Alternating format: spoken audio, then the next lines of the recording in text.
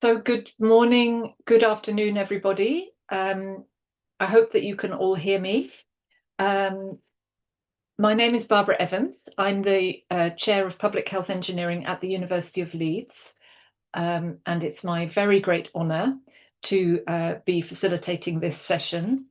This is the second in a series of masterclasses which have been organised by UN Habitat. And you'll see on this opening slide, Habitat have been working with a consortium of organisations who work with many years of experience in the urban sanitation space. I think we can probably move on, but I'll just wait to see. Yes, here we go. So we have a very tight agenda. We have only an hour together, and we're going to hear from an amazing panel of speakers. Our topic today is very much focused on the overarching planning and financial context within which we deliver urban sanitation services.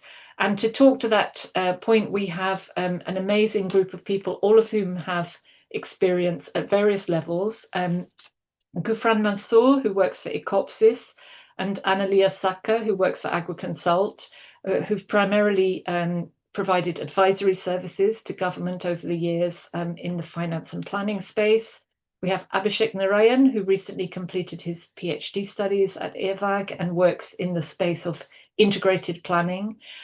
We have Mario Kainga from Nairobi County Government, who's going to be talking about the on-the-ground experience in Nairobi, and a very old friend of mine, Dipinder Kapoor, who is based in India and has many years of experience supporting municipal government in India to deliver sustainable and resilient services. So it's a tremendous panel. What's going to happen is we're going to have some presentations, a mixture of presentations and case studies. In between each set of presentation and case study, we'll be doing some polling. So we'll ask you all to participate. And then once we've completed the presentations, there are 4 presentations, we'll move on to the expert panel. I'm going to be facilitating the panel. I will be asking some questions to our experts. I'll be keeping an eye on your Q&A. If I could ask you all to put any questions which you have for the panel into the Q&A panel. I'll try and bring your questions into the discussion. I think the panelists will also be answering any questions that you have when they have a moment in between their presentations. So without further ado, I'm going to move straight into the first section, which will be led by Gufran. And Gufran is going to take us through the resource planning and management ideas that are in the report that we've all been referring to over these 2 masterclasses. Over to you, Gufran. Thank you, Barbara. So I have the pleasure to talk through the topic of financial resource planning.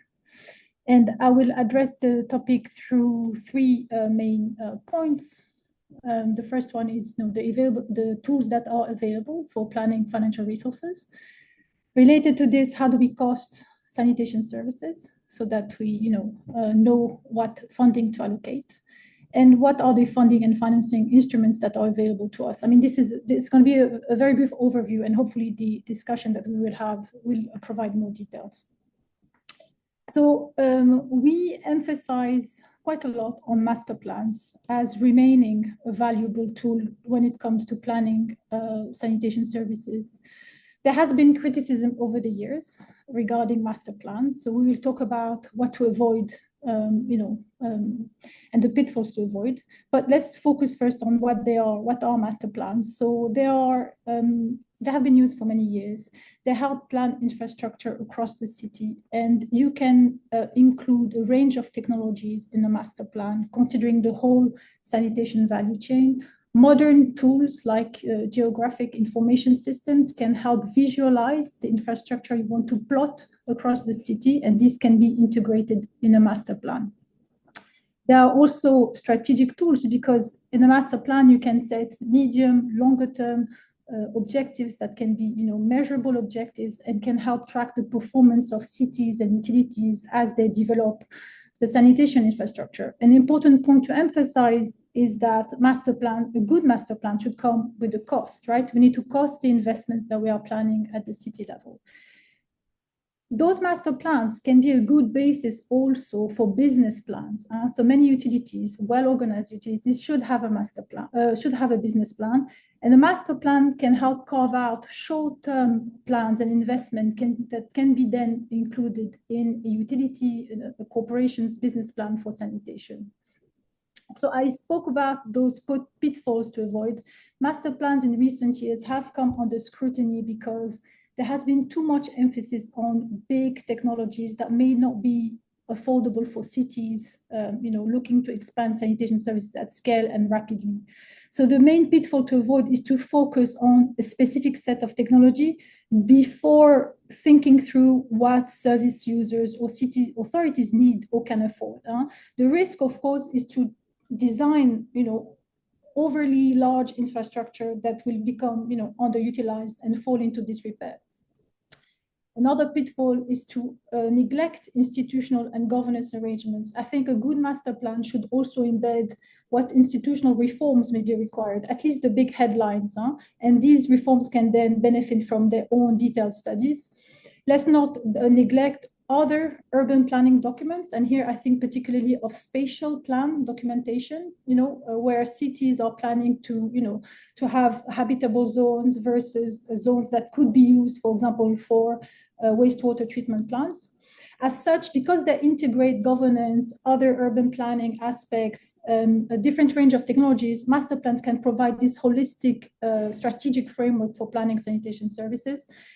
Something to stress is that some cities, of course, have already developed sanitation infrastructure at scale. For example, in developing countries, in this case, it's really business plans that drive, resource allocation. And business plans are mostly used for asset management and asset maintenance rather than, heavy focus on developing new infrastructure. I've already, so on the next slide, please. So I already mentioned some of the pitfalls to avoid, but I want to reiterate a few points which are very helpful to keep in mind to avoid, overly ambitious and master plans that are not really implementable in practice. Ensure that in the process, there is extensive consultations with all stakeholders involved in sanitation service delivery to ensure that the master plan is rooted in the understanding of the current challenges, but also aspiration and local experience of potential service users, but also service providers. Root, of course, your planning into the socioeconomic context and also the right projections in terms of demand, willingness to pay, but also affordability.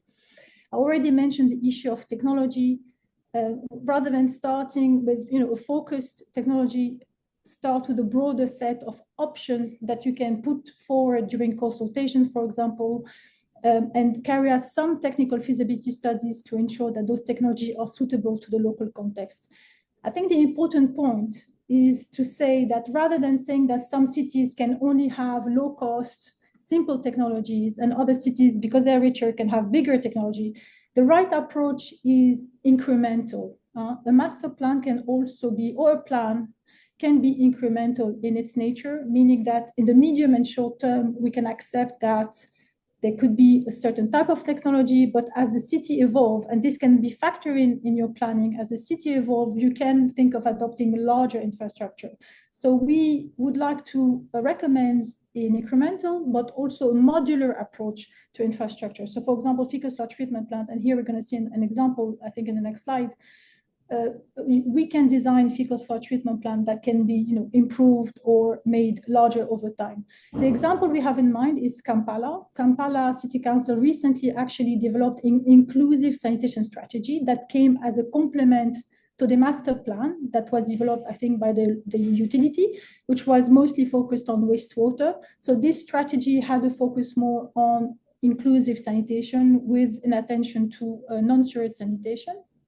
What we wanted to highlight here is the Lubiji fecal sludge treatment plant, which is a good example, we think, of a cost-effective technology. It has a good treatment capacity. I think the figures here are 85% reduction of oxygen demand, but also 98% of TSS, which I think stands for suspended solids. But the key point to note is that the cost of this fecal sludge treatment plant at that time was about $5 million.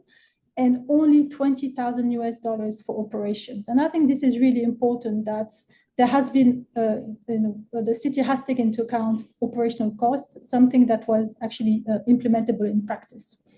Maybe the next slide. So when it comes to costing, we talked about the big plans, but how do we cost and what to cost? The good practice, of course, is to take into account all the capital expenditure. And here it's important to highlight that the capital expenditure we are referring to is not only what will come or will be covered from the government. Let's also keep in mind that service users may also contribute, and this is the case in practice for non-sewerage sanitation. That is the rule, but in practice, many citizens are called on to invest in their own sanitation facilities. Now, when we plan sanitation services, we should also take into account those services that may be covered by service users themselves. And we do this because we also want to think through. So if the government is planning, for example, non-sewerage sanitation facilities at a certain the question is, will service users be able to afford it? And if not, then what is our response as a government or as a city utility? So some lessons on accounting for capital expenditure. Let's not forget the cost of land, but also detailed feasibility studies and design studies, which can add up to the cost. And here the big cost will be the land costs. And here, Barbara, you can tell us more about it. Don't have assumptions on what is cost effective. There is not, I don't think there's a rule for what is a cost effective technology. The cost effectiveness will depend on the demand for the technology, but also the population density, etc. So the lesson here is to say that some technologies may not appear cost effective today, but they can be cost effective later. So for example, typically sewer services may be actually the more cost effective solutions when population increases. Operational costs need also to be taken into account. They are more complex, of course. And the question is, should we take them into account at the planning stage? The answer is yes, at least partially, at least for some of the infrastructure, because integrating these operational expenditure, at least for comparison purposes, will help us determine what is actually the cost-effective technology or service along the life cycle of that technology or that service. Gufran, we're just towards the end now. Okay, so I just want to point out to two things. So capacity building needs are really huge when it comes to costing sanitation, but I think the most important is the following slide. In terms of maybe the next, yeah. So my last point will be about funding and financing for sanitation.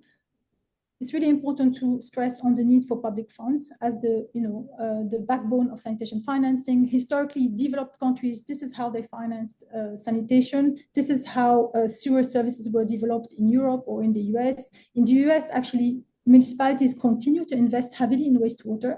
They are lucky because they can use, for example, municipal bonds, which are debt instruments that can be issued and can attract capital towards wastewater investments.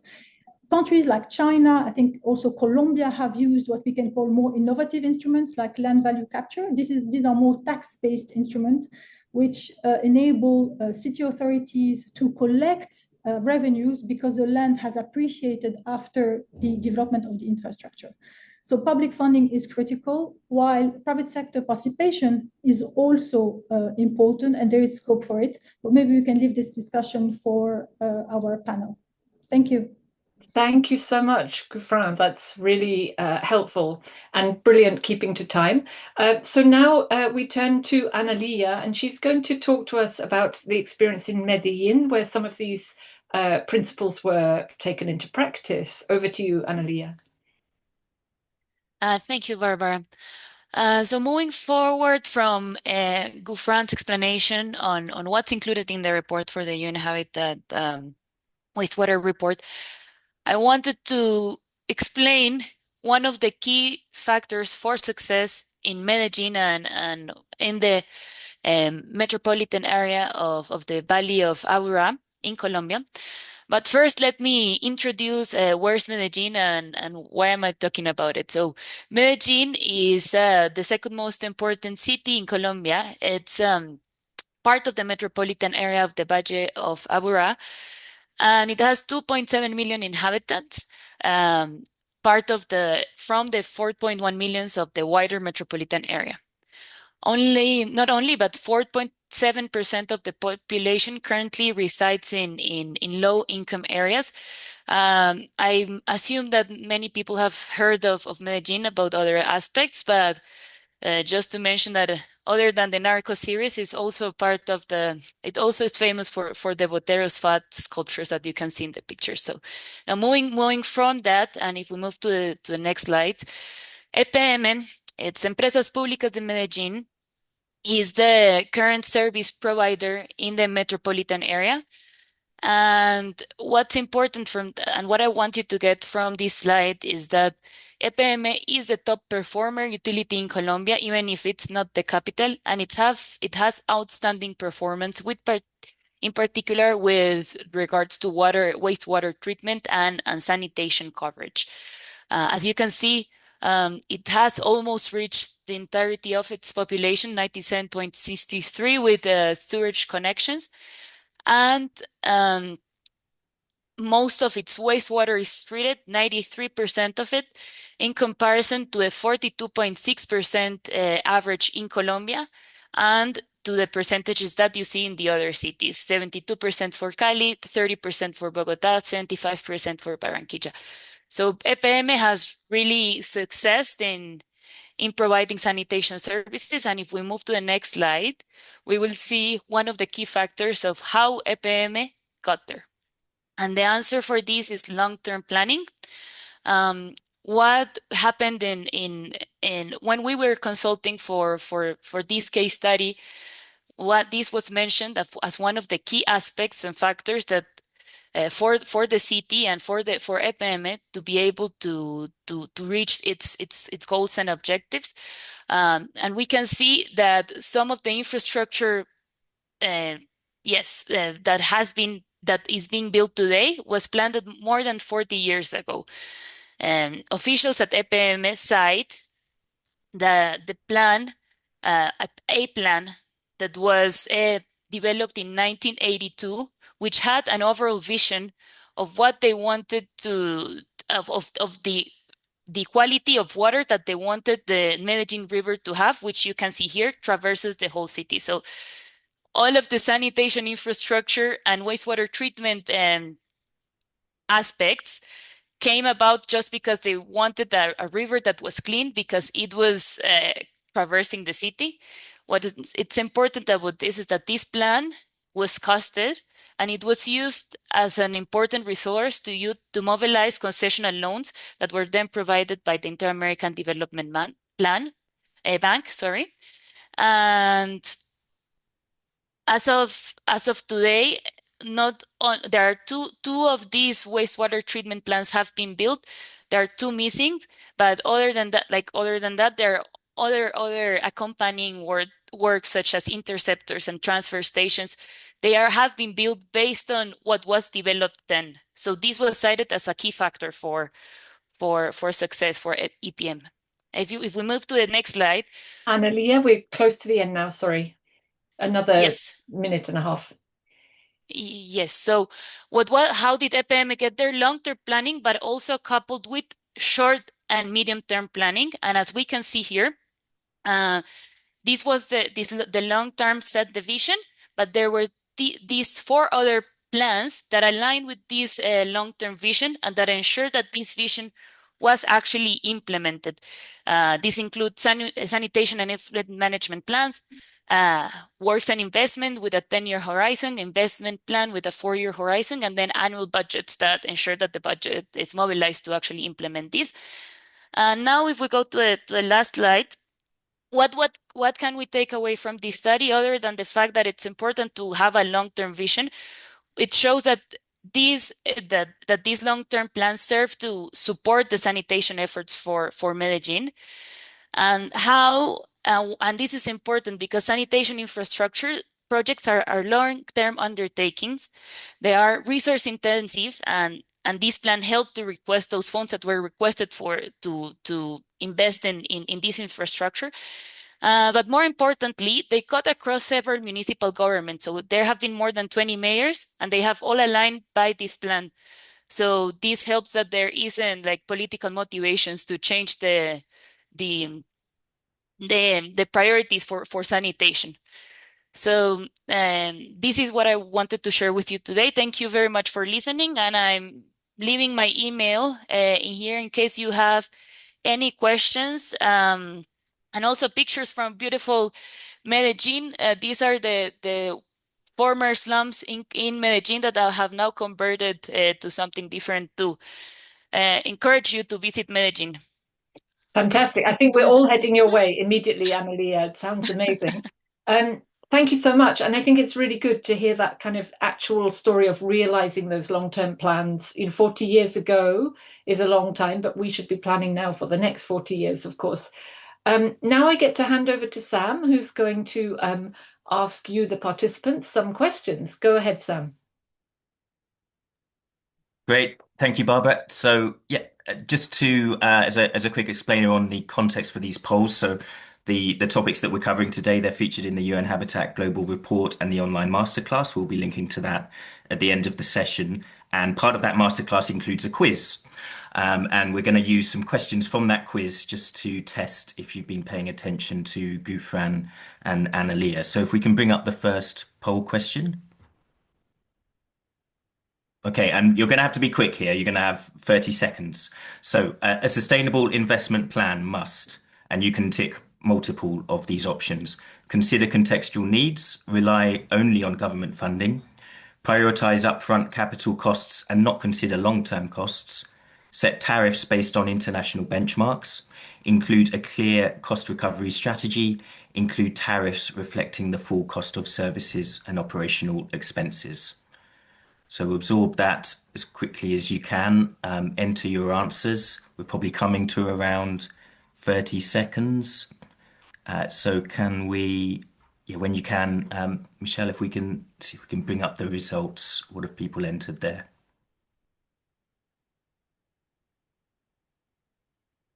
Okay, consider contextual needs, 87%, and that is a correct answer. Good. Rely only on government funding, only 3% selected that, which again is correct. We need a mix of funding sources, as I think came out clearly. Prioritize upfront capital costs, but not consider long-term costs. So that option is incorrect. So 85% of you were correct not to select that. We need, again, long-term operation and maintenance costs to be built in from the start. Setting tariffs based on international benchmarks, but international benchmarks are important. But that option is incorrect because tariffs also need to be contextualized. Include a clear cost recovery strategy is correct. And the final option also is correct. So well done. A good effort on that. And we'll go quickly to the next question. This is a more simple question. If we can launch question 2, Michelle. This is a simple true or false. Because sanitation should be considered a public good, it should also be funded through public funds only. Now, the context to that, we outlined in the first webinar of this series, sanitation should be considered a public good because of its public health, environmental, socioeconomic benefits, which are vast. But should it then be funded through public funds only, true or false? Let's bring up the results now, Michelle.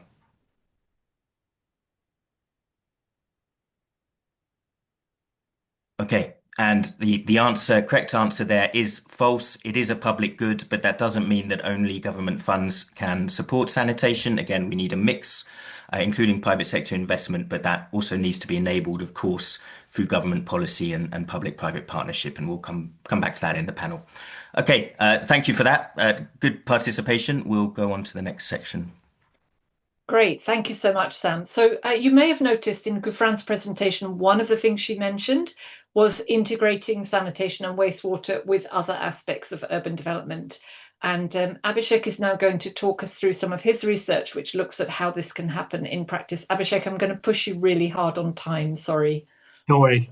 Thank you so much, Barbara. So this is quite an important topic because sanitation and wastewater management, we often, professionals within the sector, we tend to think very much from a specialist point of view. But if you go to the next slide, we will see that when we think of sanitation as a service chain, there are different aspects of urban development that actually cuts across the entire service chain. Now, I'm not going to go into details of everything, but just to pick one or two, when we think about providing sanitation at a household level, the housing and tenure aspects are quite important to consider. And as we already heard, urban governance is who is managing which part of the sanitation service chain and what rules are governing these become important. What I want to focus on, if you click on the next slide, is the three aspects which I think physically really closely interact with the sanitation service chain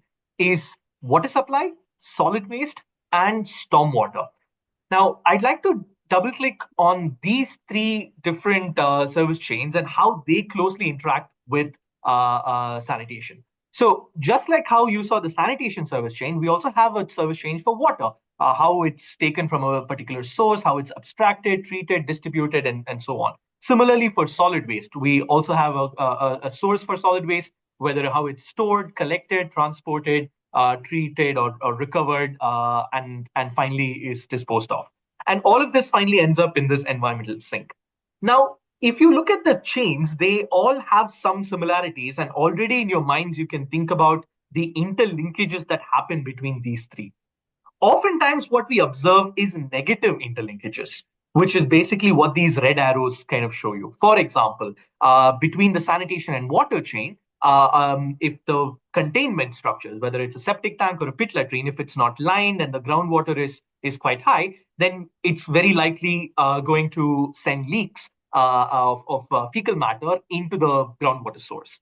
Similarly, we can also think about how dumping of waste is actually something that quite frequently happens in pit latrines and toilets as well, or how litter enters a stormwater chain and then finally ends up in the environmental sink, which then becomes a source for our water. Now, these negative interlinkages are what we often think and are quite prominently seen in places across the world. But if you go to the next slide, we can also tap into synergies or positive interlinkages that can actually make resource recovery possible, can reduce the treatment costs, especially, for example, if we treat fecal waste and organic waste together, there is lesser infrastructure that's required, reuse of treated wastewater, and so on.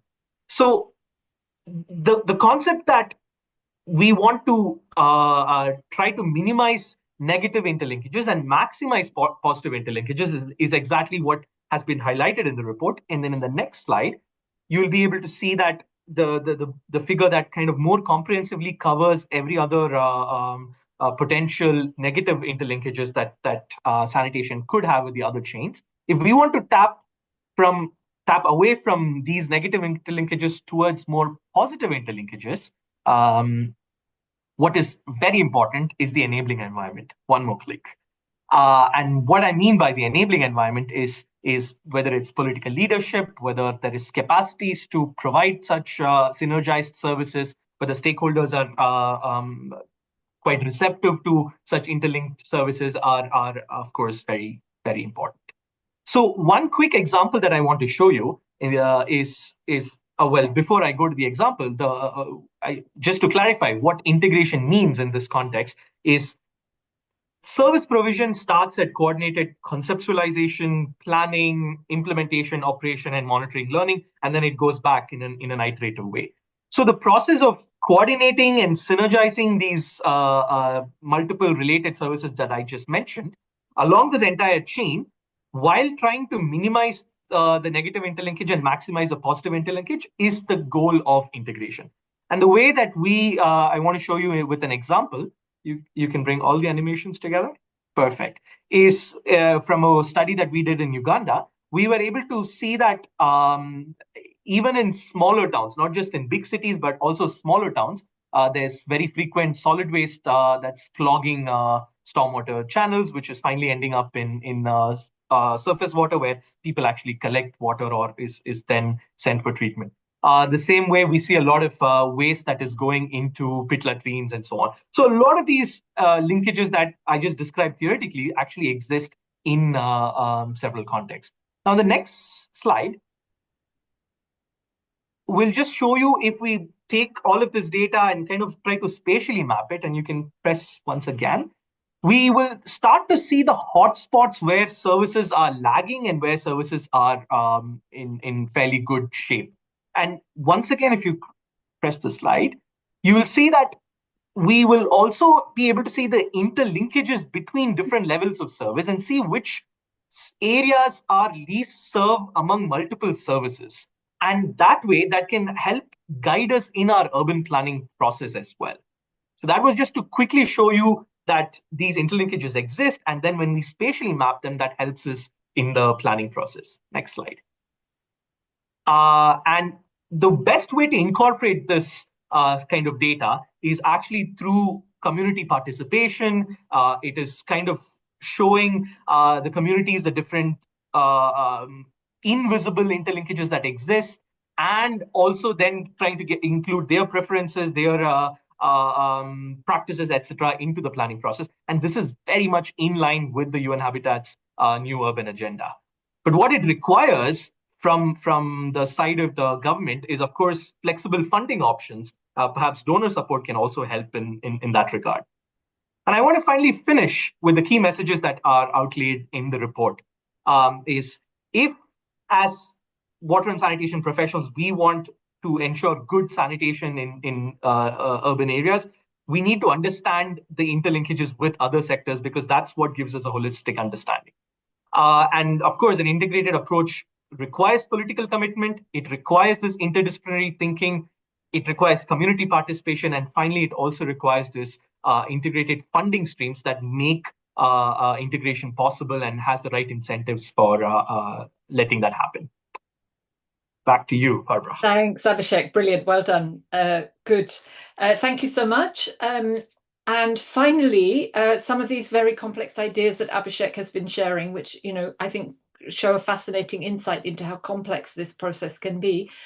We're now going to hear from Mario about the on-the-ground experience in Nairobi, particularly in the Mukuru Special Planning Area, where I think some of these linkages were the focus is, so this sort of combined delivery of multiple services. So over to you, Mario, for a very short, I'm sorry, we only gave Mario 6 minutes, but hopefully he can plug this amazing story in 6 minutes. Hello. Go ahead, we can hear you.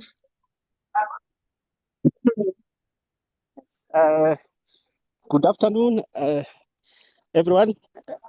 This is Mario Kainga speaking, Director in charge of Water and Sanitation, Nairobi City County.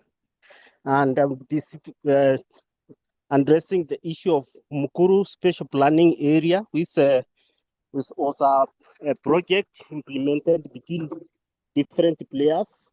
From the initial part of it was that the project was conceptualized after a study was done by a number of academia institutions that found that basic services in Mukuru area are charged more than other well-off estates. That means the poor pay more for basic services, including water and sanitation, and therefore there was need to intervene to ensure that there is equitable, affordable services to the people, community living in informal settlement areas, starting with Mukuru.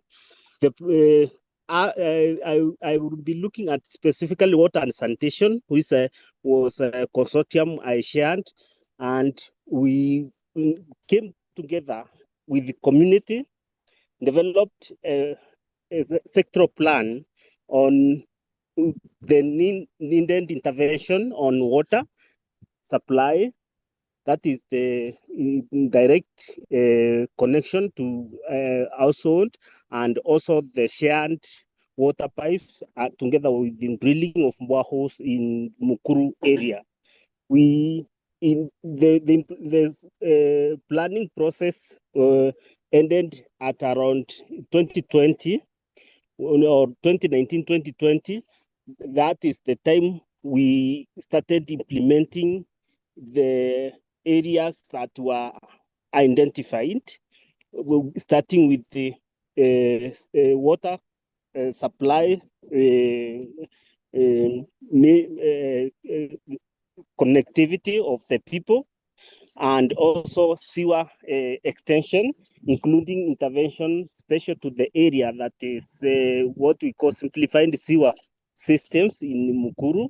And out of the targeted population, we were able to do the population in Mukuru is over 200,000 people, and initially we targeted around 1,000 people within the Mukuru who were served by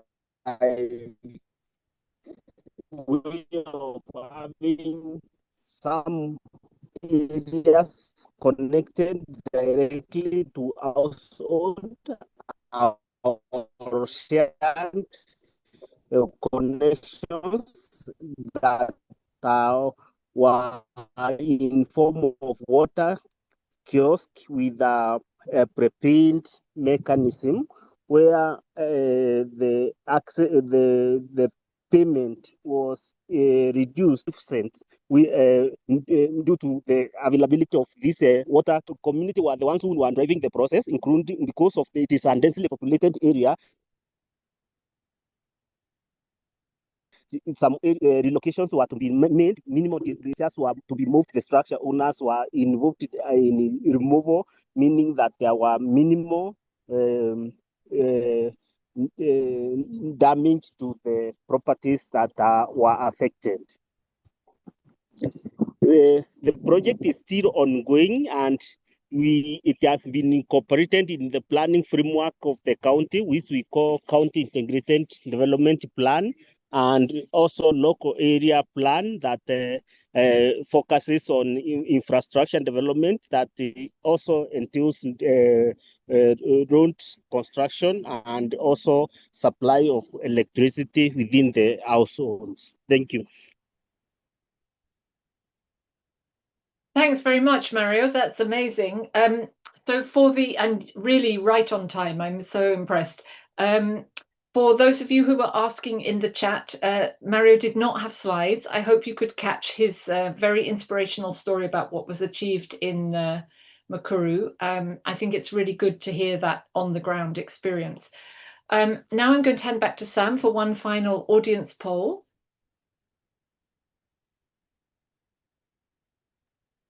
Thank you, Barbara. Yep, we'll just be brief here, but again, just to test if you've been paying attention to Abhishek and Mario with one true or false question, if we can bring that up. So historically, integrating sanitation with other services like water and solid waste management has created unclear responsibilities and poor coordination, which are major bottlenecks and mainly responsible for inadequate service provision. Is that statement, again, asking for a rapid response, 30 seconds, true or false? Enter your response now, and then we can bring up, if we can bring up the results, Michelle. Okay. Yeah, it's quite a trickily worded question. The statement is in fact false. So rather than integration having created unclear responsibilities and poor coordination, in fact, it's the converse. Unclear responsibilities and poor coordination have often been bottlenecks to integration, which in practice is still rare. And that's why Mario's example and the research that Abhishek has shared are so powerful, because actually there are real challenges to achieving this type of integration of sanitation with urban development. Okay, back to you, Barbara. I know we've been moving quickly with a lot of content, but we can now breathe a bit with the panel. Yes, thank you so much, Sam. And I do recognise some comments have been made in the chat. All of the presentations will be shared at the end. This is a lot of material. So now we have I have the enormous pleasure of discussing some of these issues with the panel, and I'm keeping an eye on your questions. I want to turn first of all in the panel to the one person we haven't yet heard from, and that is Deepinder. And I want to start by picking up on this idea of engaging with the community. Deepinder has many years, I'm going to be slightly rude, Deepinder, and say maybe decades of experience with really trying to bring the voices of people living in cities into the debate. And I think you wanted to share with us some recent experiences in Delhi. So please go ahead. I'm sorry, it's a brief intervention, but we'd love to hear from you. Thanks, Barbara, and thanks, Sam, for bringing me in. I actually cannot speak very long, so I'll try to be very brief in my intervention. See, we did a primary research for one of the most dense unplanned settlements of Delhi called Sangam Vihar last year. And the motivation for doing this research was our interest in understanding how concepts like water-sensitive urban design planning, water-sensitive cities are aligned to the global South context. And why? Because a 15-minute rain in front of our office, where our office was directly opposite the colony, a 15-minute rain would flood the road and make walking in impossible. So Sangam Vihar was chosen because it was there. Now, the research was old-fashioned in terms of it being in an organic nature, trying to understand what was the water supply, wastewater, and stormwater status in that area, and what were the people's preferences to addressing them. So any serious research needs a framework, and this was a serious research. It was carried out over a period of 9 months with about 8 or 10 interns and the staff. So we applied the framework we had developed earlier, which was called a Global South Water Sensitive Cities Framing. This is the kind of framework we had developed based on a political economy understanding of urban sanitation and water. Now, what we found was quite shocking, that a population residing in a 5 square kilometer area was 1 million. I mean, this is perhaps even dense than what we hear in Gaza. So 1 million people residing in 5 square kilometer were getting a water supply which was as low as 46 LPCD, 46 liters per capita per day. And the wastewater generation, therefore, was to the tune of 36 million liters a day, even at the low water supply, which could rise to 100 MLD. So we quickly realized that fecal sludge management in the traditional sense was not a solution for such a large, dense, unplanned settlements. Even a retrofitting system of sewage connectivity to existing network would collapse under the load of so much wastewater. So what our research found was people had done the best they could. They had installed underground sealed septage holding tanks. No effluent was coming out. Everything was underground, percolating, perforating. And this system and the gray water from the kitchen and bathroom was going out. So this was done so that no smell and disease came out. Everything was going underground. And because these were sealed septic tanks, they needed emptying every 6 months or 1 year because nothing was going out. So this was the situation we saw, and therefore people wanted sewerage systems in that area. So when your sample of study like this is a very large sample, significant, then what you come out in terms of understanding is also applicable for the city as a whole. So in the concluding part of our research, we found that a reimagining of Delhi water supply and wastewater management is needed, not just for Sangam Vihar. And this retrofitting solutions and project solutions will not work. And given the densification of the city, we needed both decentralized water supply and decentralized wastewater and stormwater management. So we explored these ideas. We found that in the vicinity of Sangam Vihar, you had open areas which could manage a decentralized sewage treatment plants with stormwater accommodating there. And similarly, a decentralized water supply dedicated for these settlements. So this is the kind of solution we came up with, which will require a re-engineering of the urban water governance. So quickly, this is the kind of findings which were quite shocking, and the conclusions which arrived from there were that, just project solutions will not work. 30% of Delhi or 40% of Delhi is actually unplanned settlements. So you need to rework on a grid-based 5 to 10 square kilometer area for large cities like Delhi. For small cities, it could be 2 to 3 square kilometers. and look for decentralized solutions in that context. Thank you. That's all. Great, Dipinder, that's fantastic. I'm going to come back to you in a minute, but I'm actually just going to pick up on a couple of questions which are in the chat, one from Vishwanath and one from Digbijoy. This is like a reunion of all the smartest people I know. And the kind of general sense of the question here, I'm clubbing these two together a little bit, is what is the institutional and legal framework which makes this kind of integrated planning happen? Because what you're talking to, Dipinder, is this need for a city scale vision of what's being done, even if implementation might be more localized. So I'm just going to go first of all to Analia. And I want to just ask you, Analia, this has clearly happened in Medellín, and this kind of ability to bring in these complex different situations into a coordinated plan. Could you just speak a little bit to the institutional context which makes that possible in Colombia, maybe isn't so possible or is more challenging in other places? Yeah, thank you. Thank you for that question, Barbara, which I think it's very important. And as you can see, Medellin is an outlier in Colombia. Not all the cities are as good performers as this city in terms of water and sanitation.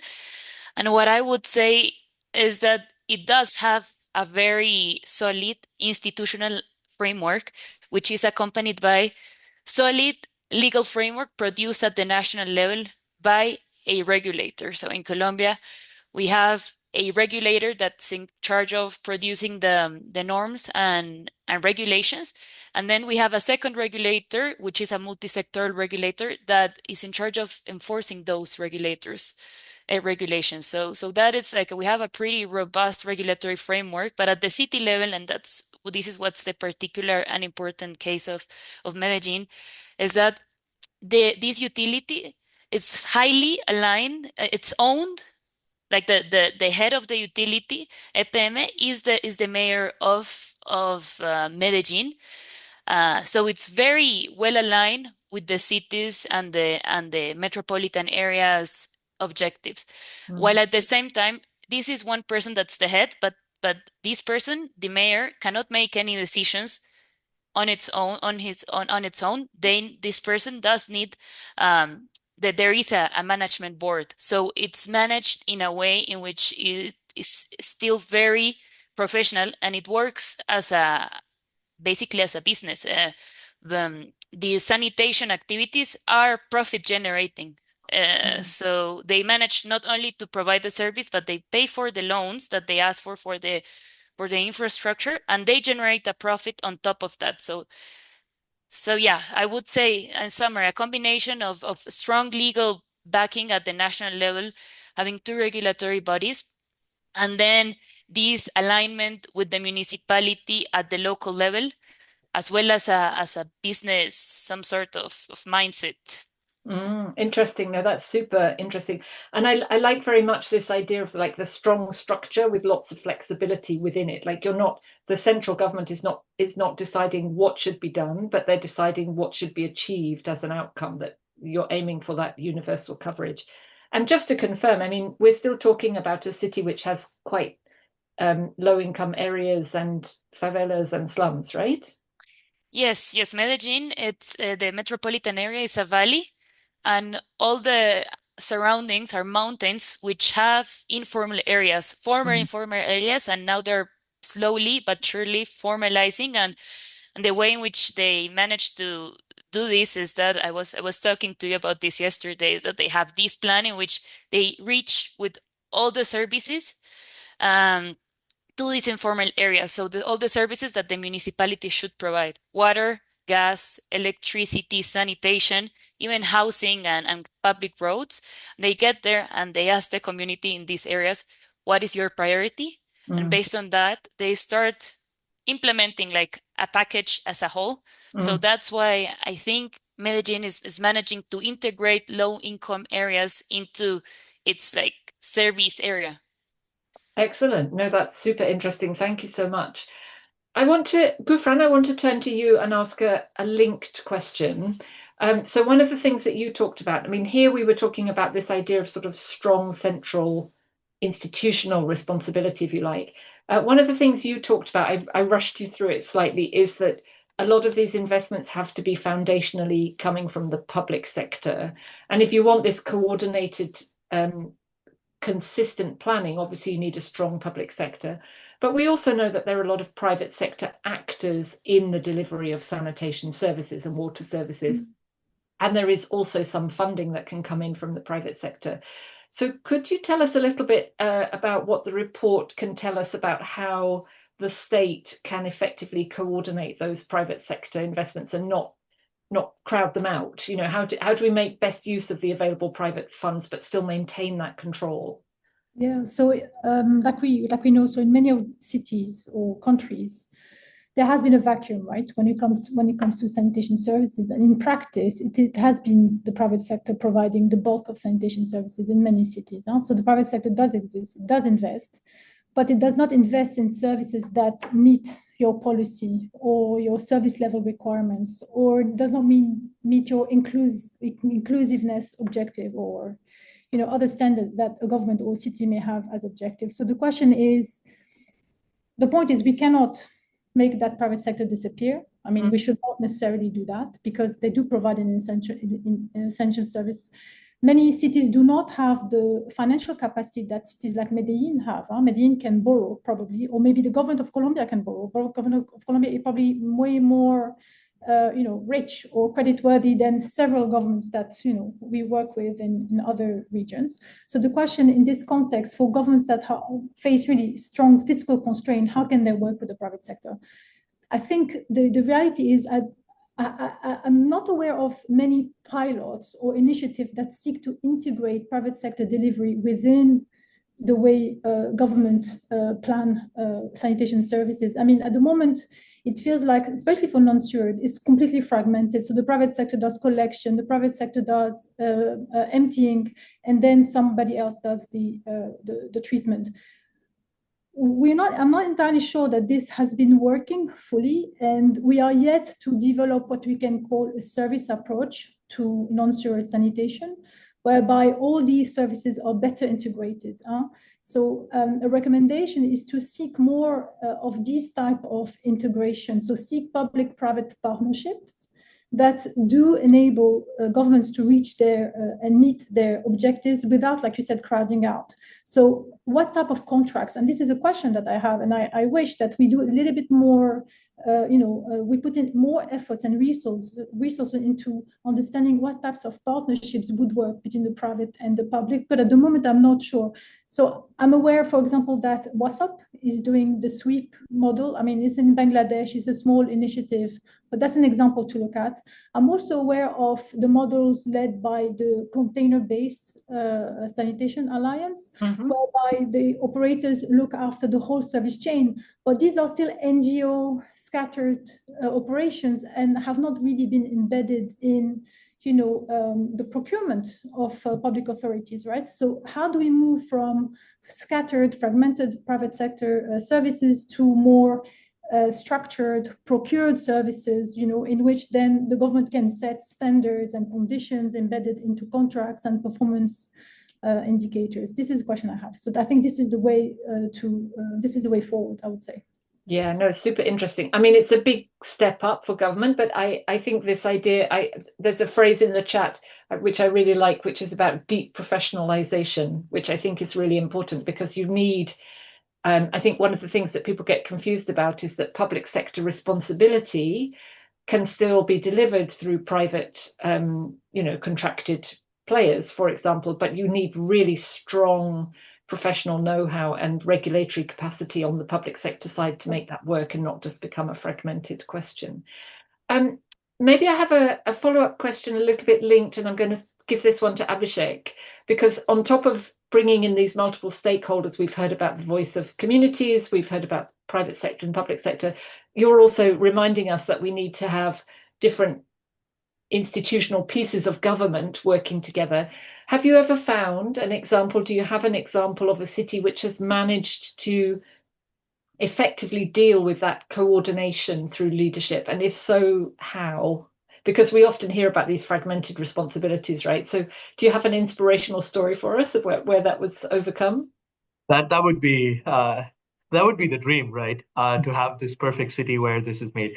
But just to build on what we already heard from Analia and Gufran, the biggest barrier to integration is indeed the governance challenges. Different parts of the value chain, different service chains themselves are managed by different authorities. Sometimes certain things are under Ministry of Water, sometimes certain things are under Ministry of Health and Ministry of Local Government, and within the city level as well. So there's both vertical differences among different players, but also at the levels of government, there are these. So instead of giving you a perfect example, I could only tell you a perfect mechanism which many cities have adopted in this regard, which is changing large government institutions is quite difficult. But if we are indeed trying to do some form of integrated planning rather than just service integration itself, if we want to achieve integrated planning where we can try to minimize these negative interlinkages and maximize positive ones, these special purpose vehicles or these agile planning bodies, which are truly empowered, both with the mandate from some of the higher levels of government, but also with enough incentive in terms of finance and human resources, which makes the planning possible, have actually turned out to produce successful, whether it's city sanitation plans or city master plans. There are several examples from India, from Nepal, from even Kenya, as we heard, which have done this successfully. So the point that I would like to then emphasize is, as if the end goal is providing good quality services to the people or the residents of the city, let's view things from their point of view, right? Like their interaction with these services is through taps, through toilets, and through trash cans, right? So how do we then make their experience as simple as and as easy as possible? And we can try to do many of these integrations and policy coordination, etc., more in the back end. Nice, no, super. Thank you so much. We're very short of time now, but I don't know if we still have Mario online. I just wanted to see if I can pull him in because he's really on the pointy end of this issue. I mean, just to say that, in Mukuru, some of this has been realized. So I just wondered, I don't know if he's still there, actually. Mario, are you there? He has dropped off. Yes, I think we might have lost him with the audio. Okay. I'm really sorry, but that's brought us pretty much to time. There are some amazing questions in the chat and discussion. I suppose if I were to wrap up some of the ideas that we've heard about today, I think the interesting thing here is that although we know the needs are enormous, and we know that people who live in low income and informal settlements have a very, very big range of multiple complex needs, perhaps the theme that I'm hearing is that the effective solution is to embed the priority of those people inside a structured city level planning concept. So essentially what we heard in Medellín is the idea that we understand the city as a place which is going to endure over decades, and all of the pieces of the city are actually interconnected. So it's really, what I hear from the team is a real call to move away from projectized interventions which are disconnected from the city, and actually to think about solving the problems of everybody in the city within a similar sort of interconnected framework. And the objectives would be the same. Every single citizen wants good quality, reliable, predictable services. So if we can really start to conceptually move to that planning framework, then as Gufran said right at the start, perhaps if we see master plans in that light, they lose their bad reputation and become an instrument for a much more robust and sort of people-centered way of thinking about delivering high quality services. So I'd like to thank our amazing panel. And I'm just going to end by handing back to Sam, who will let us know about the upcoming seminar series, What Comes Next? Perfect. Okay, I mean, my thanks also to all the speakers, a really inspirational session, and particularly to Barbara, so expertly moderated. So my role here is just to hopefully whet your appetite for future sessions. First of all, to reiterate that much of the content that you've heard today originates from the global report, the UN Habitat Global Report on Sanitation and Wastewater Management in Cities and Human Settlements. You can access the report through that QR code. And this webinar series is one part of the overall UN Habitat Masterclass on this topic, which includes videos which are available for anyone to access on YouTube, and you can see the QR code there on the UN Habitat Learn channel. So please do look at those. And if we can go on to the next slide, just to share information on our next webinar. Next slide, please. So the next webinar is in 2 weeks' time, where we'll be looking at responsibility. So we'll be looking at clarity of mandates across the sanitation service chain for sewered and non-sewered sanitation. We'll be looking at how to ensure inclusive mandates. So how to ensure that mandates include particularly informal settlements and some of those really complex political questions around serving informal settlements. And we will also be looking at gender inclusion within service authorities. So a number of, again, really important topics there. I hope you will join us next time. Thank you again to everyone for your participation. We'll close it there, but thank you again. Sam. Thanks, Barbara. Thanks, everyone.